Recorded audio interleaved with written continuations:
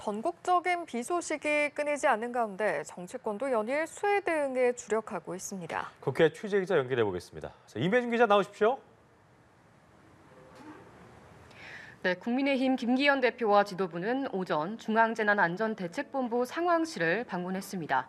어제 충북과 충남을 찾은 데 이어 오늘은 전국적인 피해 집계 현황을 살펴보고 당정 회의를 통해 구체적 지원책 마련에 머리를 맞댔습니다.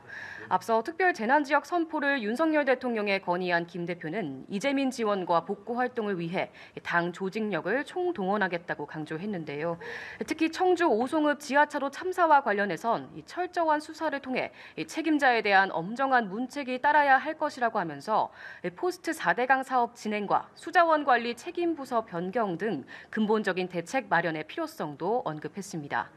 더불어민주당 지도부도 전국을 돌며 수해 지역을 찾아 피해 점검에 나서고 있는데요. 이재명 대표는 폭우로 농경지가 침수된 전북 익산시를 찾아 현장을 둘러보고 이재민들의 고충을 들었습니다. 오전 김진표 국회의장 주재로 열린 여야 원내대표 회동에선 수해 의원금을 의원들로부터 각출받기로 뜻을 모으는 등 여야는 신속한 피해 복구와 지원에 한 목소리를 내는 모습인데요.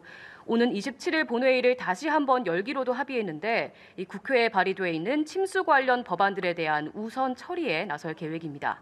다만 동시에 야당은 국내 피해가 극심할 때 컨트롤타워가 부재했다는 지적을 이어갔고 여당은 정쟁화 시도를 멈추라면서 신경전도 벌였습니다.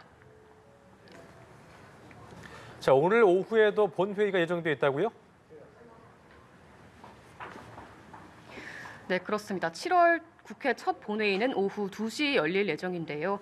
오늘 본회의에서는 영아 살해, 유기에 대한 처벌을 강화하는 형법 개정안에 대한 표결이 이루어질 예정입니다. 이 개정안은 영아 대상 살해와 유기 행위를 일반 살인, 유기와 같은 처벌 규정을 적용시키는 내용입니다.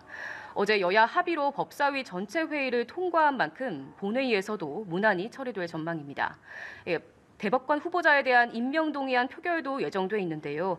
여야는 서경환 대법관 후보자에 대한 청문 보고서 채택에는 합의했지만 이 고액 의견서 논란이 일은 권영준 후보자에 대한 보고서 채택 여부는 다시 논의하기로 했습니다. 만약 권 후보자에 대한 보고서 채택 합의가 불발될 경우 오늘은 서 후보자에 대한 임명 동의안 표결만 이뤄질 수 있습니다. 지금까지 국회에서 전해드렸습니다.